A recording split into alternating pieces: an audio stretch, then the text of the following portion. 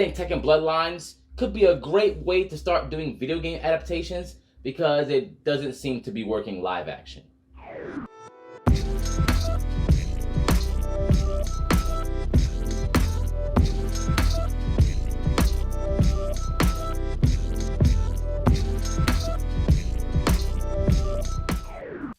Hey, what's up, Nerd fam? This is your boy Gashawn. I want to welcome you to Enter the Nerd. Today, we're going to talk about Tekken Bloodlines. We're going to review that. Yes, there'll be some spoilers ahead, especially if you haven't watched it or played Tekken 3 in the last 20 years. Either way, let's get on with it. So, Tekken Bloodlines looks like it's an adaptation really surrounding the Tekken 3 storyline with Ogre, Jun Kazama, and obviously Jin going to find Heihachi, being raised, trained by him, and all that good stuff. So, what do we think about this? So, here are the immediate positives. Number one, I'll say at least the very beginning of it, or I'll say maybe a good 45 to 50% of it is like very game accurate as far as how Jin's relationship with Heihachi, Heihachi's relationship with Kazuya, how Jun raised Jin, the whole disappearance of Jun based off of Ogre, and how Tekken 3 was made as a tournament to attract him. All those things are pretty accurate to Tekken 3. Now, is every portrayal in the actual show accurate? Not necessarily.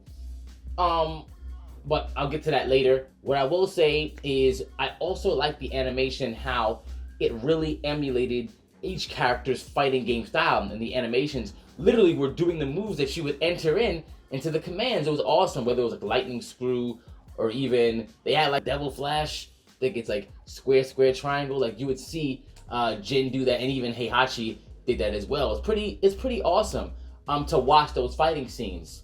So this series has a lot of opportunities. This was by no means a bad adaptation, but I think it suffered a couple of issues. For one, perhaps just not being long enough. Perhaps maybe they should have added a few episodes rather it just staying at 6, I believe is what it was.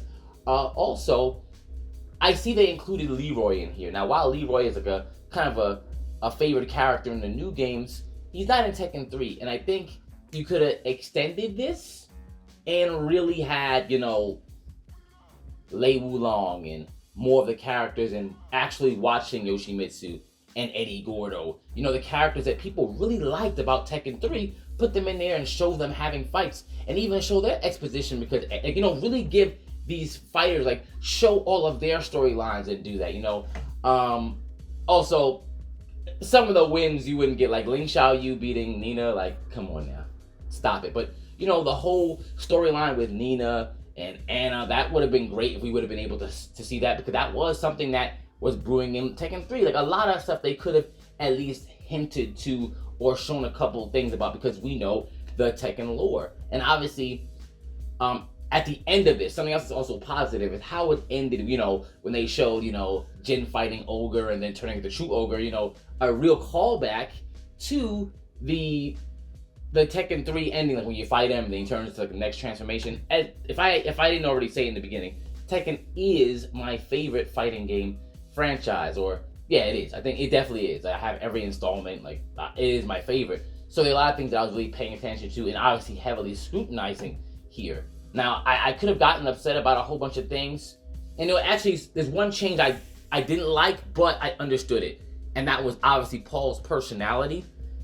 And obviously, he was talking about Marshall and stuff like that. And we know who was in Tekken 3 was Forest Law, but obviously, Bruce Lee's family estate is having a hard time letting people use his likeness after what happened in Once Upon a Time in Hollywood with Quentin Tarantino, based off of his portrayal there. Which sucks, right? Because it would have been cool to see Forest Law. We haven't seen Forest Law in forever, and it'd been awesome to see him there, get referenced with also Marshall, and then have, you know, Paul be that more goofy character, but they had to make him serious because, you know, obviously he doesn't have Marshall or Forest to play off of. So we know why that happened. The whole relationship with Hwoarang and Jin, that whole, like, you know, reluctant rival slash frenemy thing, that was more of an anime thing. Like my friend Jonathan said, he's like the anime sidekick best friend. He got that kind of treatment, which also isn't accurate, but I think they just try to do that towards a certain audience, maybe some of the younger audience, to get them. It's like an anime trope, and maybe that's really what they were going to. I would have preferred it to be exactly what it was, but whatever, right? You know, the whole thing when they're all trying to help him fight Ogre, they all jump in, like, almost, you know, like, using the power of friendship, like, Jin, oh my god, like, we gotta help him. That, I mean, that's not, that, all that wasn't really necessary. It could have just been, like I said, like a Jin-centric, or I'll say Mishima, Kazama story-centric thing. That's really the main identities of the Tekken franchise are the tribunal of Kazuya, Heihachi, and Jin. That's really what it is. Because a lot of people were also asking why they start here and not at the first one. One, I mean, there's already like a old animated film of the first two, I believe, right? And there was also a really bad live-action movie, which we will not talk about. So this made sense to start the jumping point with a fan favorite in Jin, who this is like where we first see him, really, right? So I understood it, and there was a lot to enjoy here. But like I said, I feel like they could have just had more episodes, included more characters that were there, actually in the game, and had more exposition, because in Tekken 3, a lot of people had some interesting stories to come about. And I think we could have just explored that, but by no means was this a bad adaptation, because there were some bad ones. We've seen some bad fighting game ones, and I'm just wondering, maybe we have to stick to animated, because we're not doing a good job making live action fighting game adaptations. It's just not happening. So maybe we just have to do stuff like this and let them have a series and see how this goes. Let me know what you think. Did you like Tekken Bloodlines? Do you think it was bad, good? Do you want to see more of it? And if you do, what do you want to see? 'Cause I know they're probably going to go in order with the whole Tekken 4 thing, because literally, you know, he got shot, you know, just like in Tekken 3, got shot, got up, threw Heihachi. Well, it was more than throwing him, because in the game, he just threw him and flew away. But in this one, like, he's like beating his face, and it was pretty crazy. All right, either way, let me know what you think about it. And to the nerd.